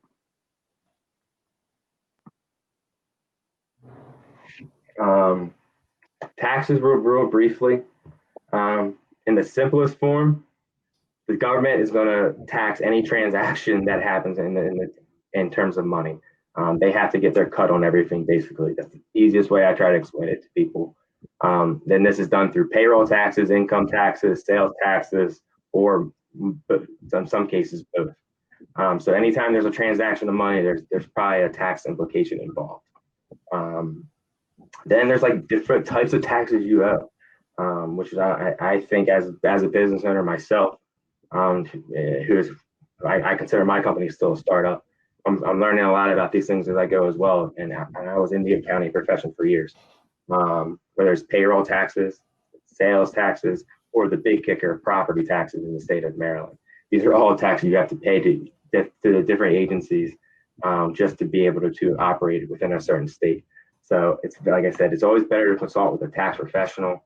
Take that time, make that investment to understand what you're going to owe as a business owner or as a company. And if that investment is very well worth on the front end, rather than getting a tax bill on the back end, saying that you're owed a certain amount of money because you can't claim I didn't know I owed that.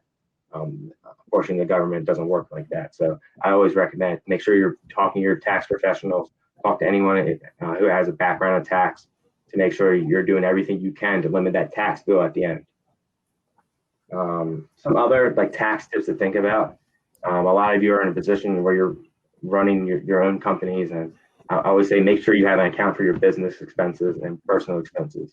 When you start to commingle those accounts or use your personal account for a lot of the things that is running through your business, you just expose yourself to a lot more tax implications than you would if you just ran everything through a single bank account. So that's the first thing I would say. Make sure you have a business bank account where you're separating your business expenses from your personal expenses. Even when it comes down to credit cards, if you have a personal credit card where you're buying things for the company, even things like that could have tax implications down the road. So that's the main thing. I tell my clients, separate business and personal. Don't ever commingle the two. Hey, Travis. This is John again. Just one thing I wanted to add to your comment about separating business and personal expenses. Not only is it a challenge for taxes, but from a legal perspective, if you do commingle those two, they will not. It's possible that you will not get the protection of the corporation if something were to happen.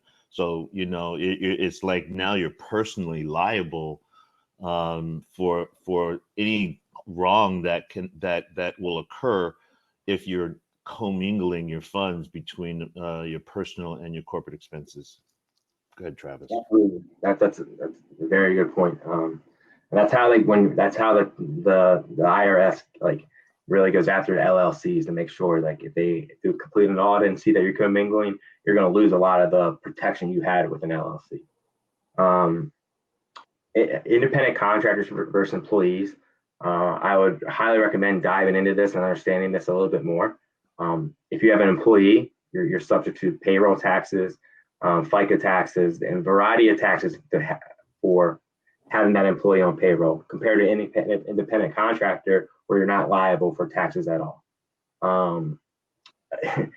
The independent contractor employee argument is one that's been tied up in the IRS courts for years. A lot of people always try to have a different argument about it, but basically anybody who's an independent contractor who you utilize as a third party under a certain number of hours a week can classify as an independent contractor. Once they hit that threshold working for you, that 35 hours, you're the only client.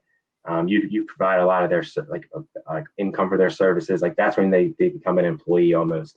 And it's very important to understand that the division between the two to help you reduce those payroll taxes as well. And the last one is like the documentation of income and expenses. It's very important to have like a way to document all your expenses for your company.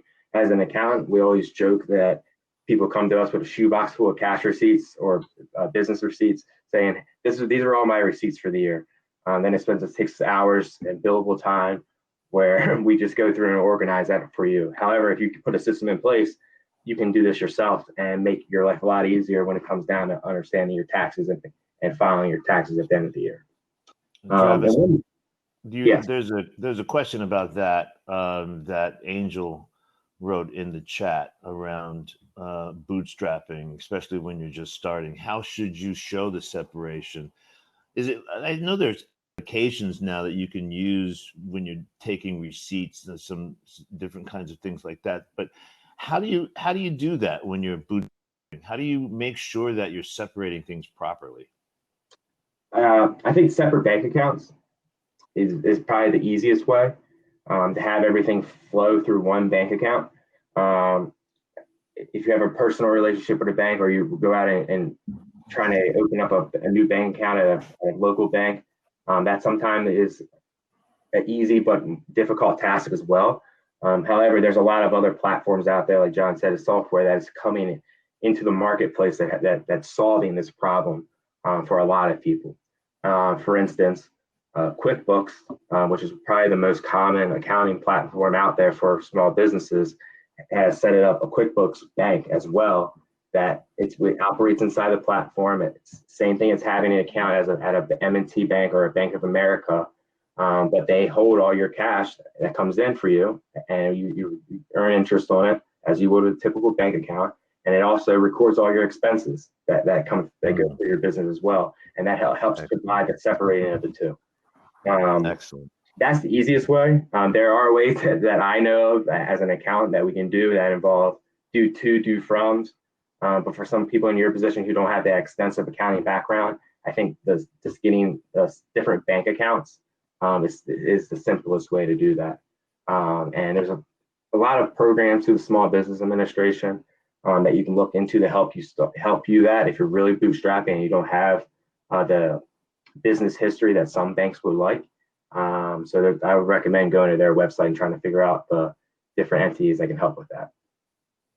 You got another question about that in the chat from Mohammed. Paying your personal account from the business account versus paying your personal bills with your personal account. Mohammed, do you mean paying your business accounts? Well, explain your question. I'm not sure. I think you're muted, Mohammed. So sure. I was asking if that's the right way of going about paying yourself and paying your bills. So you use your company account, you pay yourself via check or deposit into your personal account, and then you pay all your personal bills with your personal account. You don't pay your personal bills with your business account.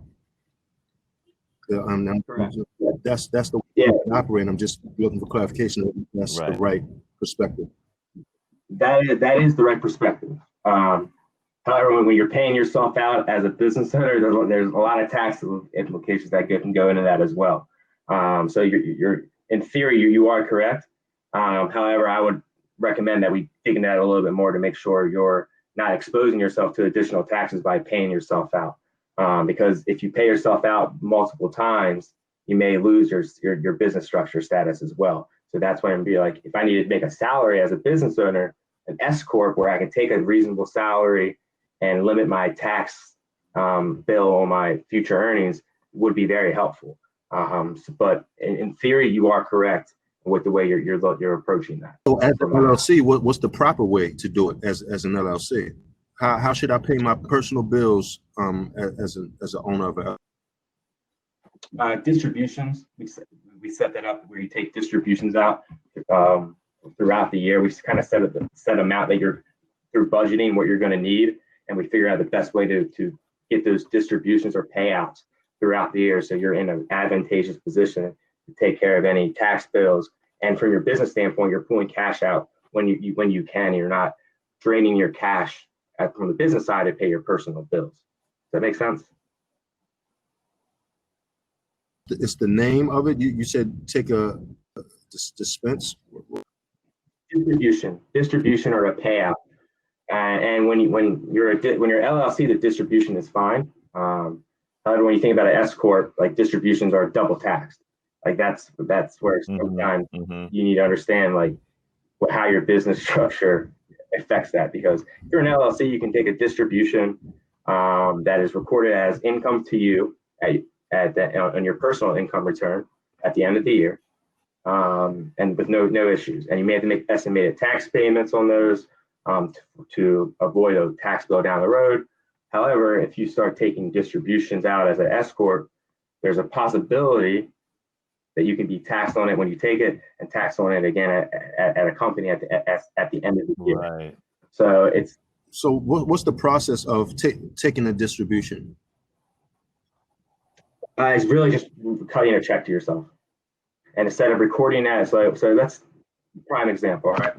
Let's say that you have a $10,000 investment in the company, in your company, right? And you need to take $1,000 distribution out to pay a bill. Your ownership is going to drop from $10,000 to $9,000 when you take that distribution out, right? Because $10,000 what you have in the company is what's yours. When you take money out, that flows to the equity section of your incomes of your balance sheet, compared to you paying a bill for like a utility bill where you make that payment that hits your income statement and reduces your revenue for the year. So the distribution is a balance sheet thing where you take cash out and reduce your equity position compared to a regular expense that you incur that shows up on your income statement and reduces your income for the year. Hey, Travis, but that's only under certain business structures, though, right? The double taxation rule, that doesn't follow under LLC currently, right? It does not, but when you, like, for instance, if you bring on more members, let's say you have a partner, that triggers something else. Rather than being a single member, which if you're just one person who has complete ownership of the company, yes, you're right. The LLC can avoid double taxation. However, if you bring on another member, you trigger a whole different tax structure as well. A lot of it is it's very to make your head spin, to be honest with you. And every time there's a change in the White House, these rules get all flip-flopped again. So that was going to be my next point. That depending on how this election goes in 3 weeks, could change everything we know about taxes going forward for businesses. So that's another thing to understand how politics and all this play in a role, because a lot of the platforms are built around taxes. I think if you guys want to hear more about this is just not like a simple answer to your question. Is like, well, it depends kind of a thing. So I'd be more than happy to talk with any of you individually after this and answer any questions you have about business structures, because unfortunately there's not an easy answer. I wish there was. I've been in accounting for 10 years, and I still get struggle in trying to explain this to people because it's ever changing. It's very complicated. So it's anything, and it's not just a simple question about how your business operates. It's almost like how you expect your business to operate and how do you plan to pay yourself as a business owner as well. Because the government is ruthless when it comes to taxes. I think they'll tax you for everything as a business owner. So you got to make sure you're in a position to really protect yourself, and you're doing everything you can to reduce that tax bill. So any specific questions, I'd be more than happy to answer after this.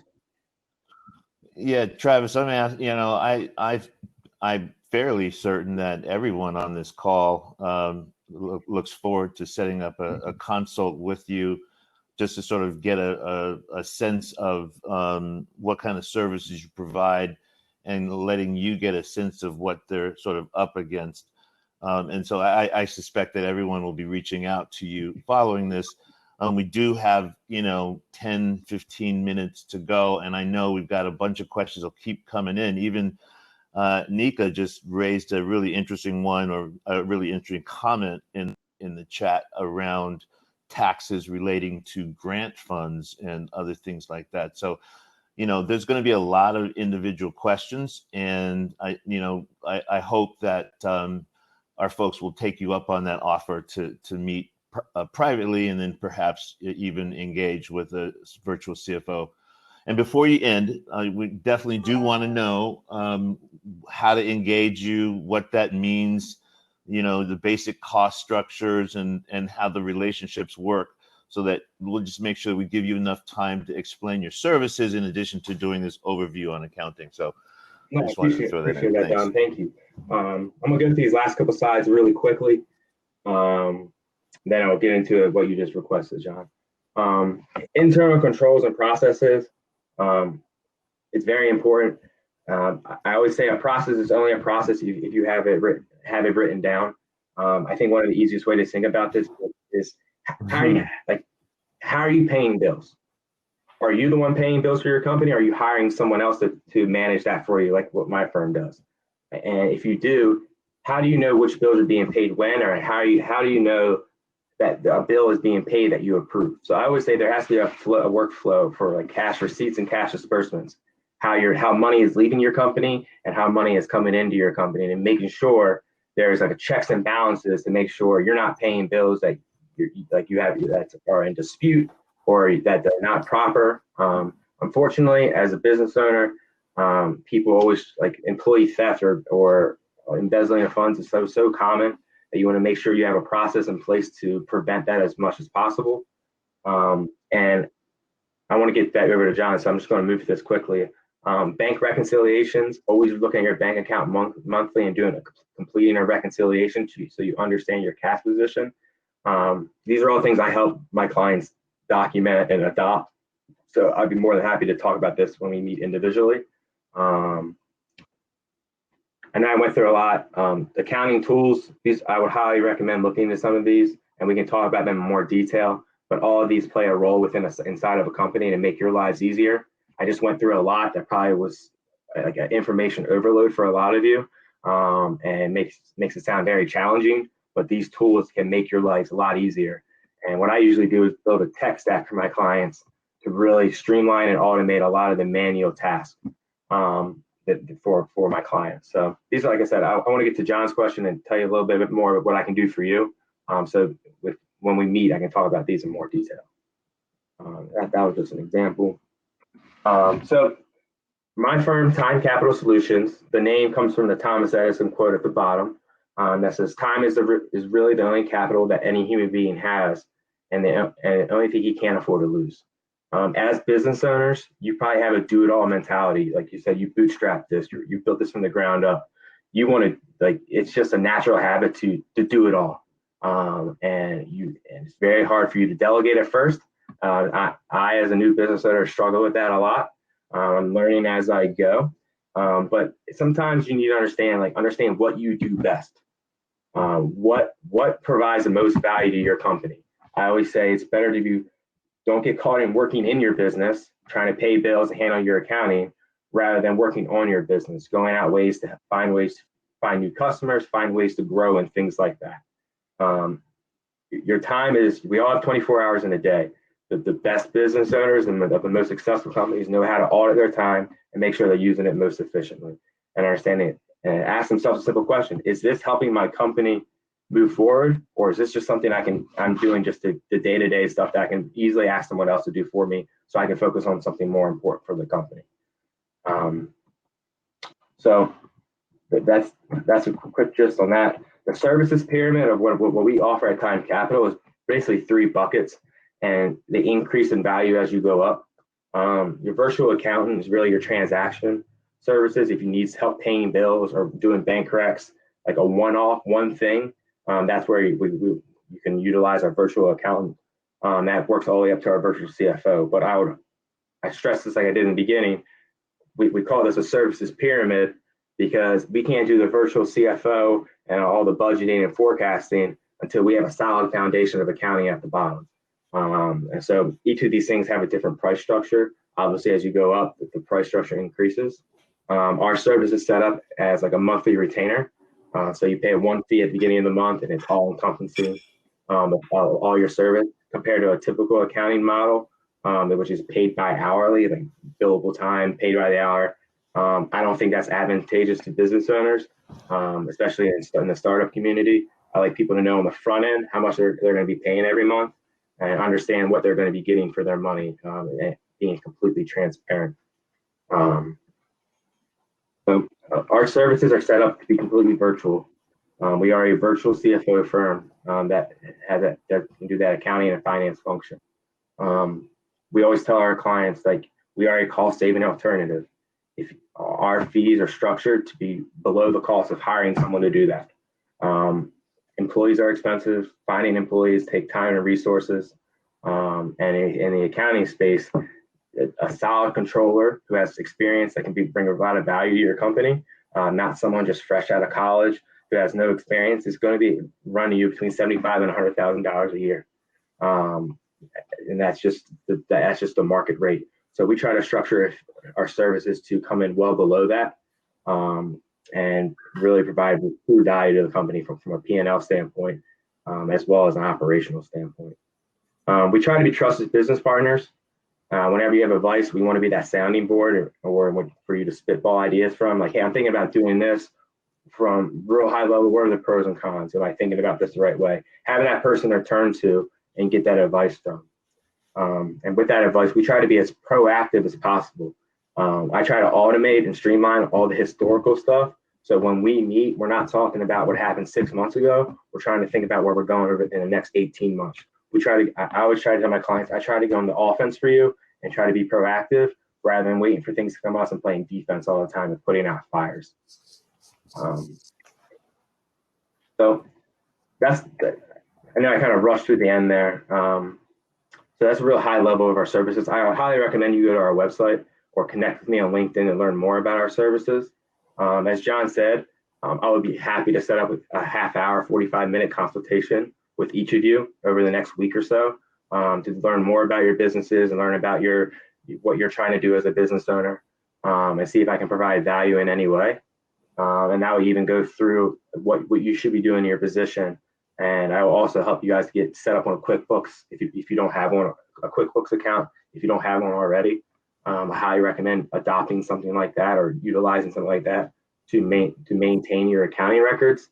It's just a very user-friendly platform that makes life completely easy for a business owner. And it allows my firm to get remote access and manage things remotely without having to be in an office with you every day and doing things like that. So if any of you would like to have that consultation, 30, 45 minutes, I can answer any detailed questions you have, talk to you more about my service. Please feel free to reach out via email right there, thamberg@Time Capital Solutions. Email is the best way to communicate with me. I'm currently not in my office, as you can see, so I'm not really tracking my office on that much. So I highly recommend reaching out via email, and we can take 30, 45 minutes, go through any questions you have, do a real high level approach, and see if how I can help. That's what I'm trying to do. That's like the whole mission of our company, is try to help the business community, especially the startups, because especially now, we've been through a lot of negative times the past couple of months, with Corona and everything like that. But anytime we go through a downturn like this, a lot of good things can come out of it in the business community. So I want to help out any way I can, and make sure we're helping you guys accomplish your goals as well. Okay, so Travis, thank you for today. Thanks, Selena. So when our group does reach out to you, just think of me being on that call saying, give me a cheaper price.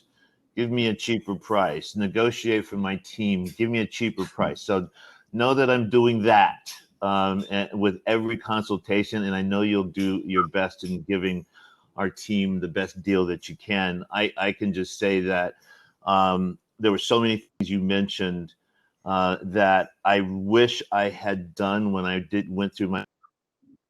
There were, it's so important, and so often as CEOs, we kind of put that off until we think it's necessary. Much longer down the road, the the reality is that each one of our CEOs on this call are just got funded by the Able Foundation. And I think starting the process out right would be kind of important. There are a couple of companies that are a little bit further along than others. So there won't be, it's not like a one size fits all thing, but I'm sure we'll be having some follow up with you in the future. Yeah, totally. And real quick about the fee,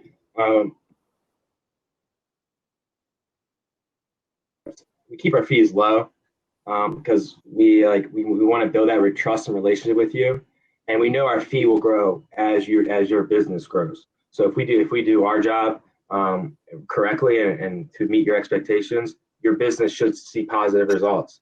And as you succeed, we want to grow with you and be with you through the ups and downs and be that true trusted business partner. So just want to comment on that about low fees. I truly understand that. Thank you so much for your time today. Yeah. Thank you, Travis, guys. Really appreciate it, man. Thank you very much. Take care. We'll be in touch. Travis. Thank you. Thank you so much. All right. Good. So